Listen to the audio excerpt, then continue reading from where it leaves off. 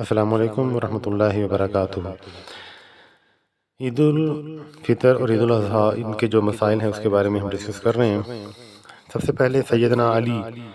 رضی اللہ عنہ فرماتے ہیں کہ جمعہ، عرفہ، قربانی اور عید الفطر، یہ انہوں نے نام لے کے 4 دن بتائے ہیں کہ دن غسل کرنا واجب ہے، آپ کو چاہیے کہ ان دنوں میں آپ غسل کریں۔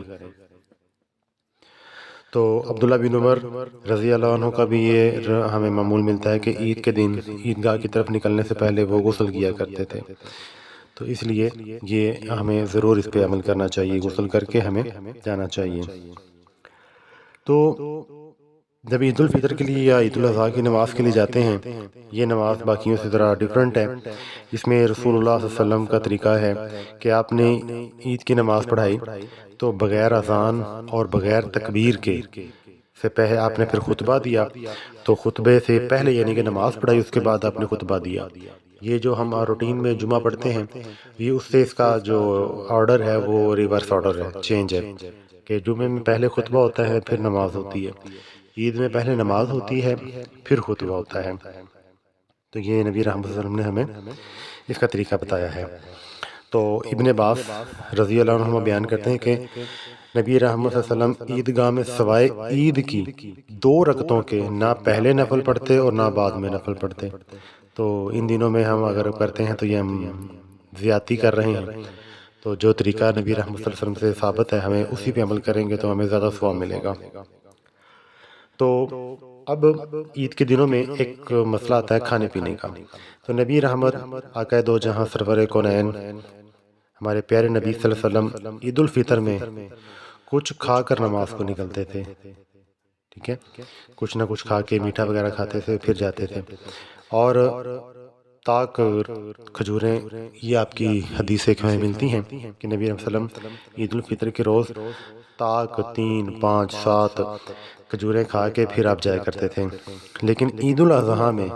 نماز پڑھ کر کھاتے تھے۔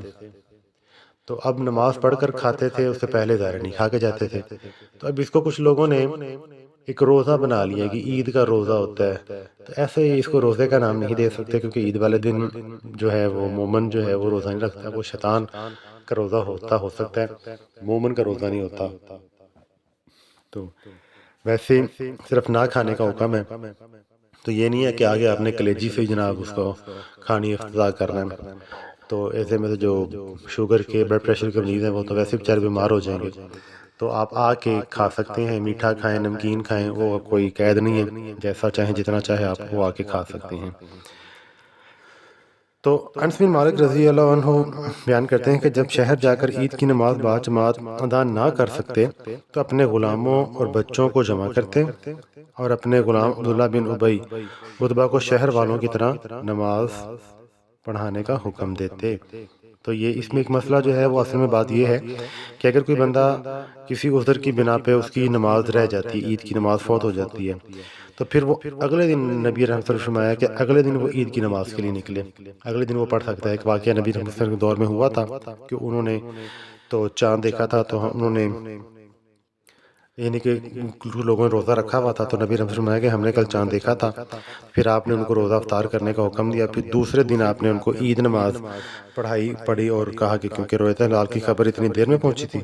لہذا عید کا جو ٹائم تھا وہ گزر چکا تھا، تو اگلے دن آپ نے ان کو عید کی نماز پڑھائی تھی۔ تو یہ اگر کوئی رہ جاتا ہے تو اگلے دن اس کو پڑھ سکتا ہے، یہ ہمیں یہاں سے ملتا ہے۔ تو انشاءاللہ اگلی ویڈیو میں ہم مزید بات کرتے ہیں اس بارے میں۔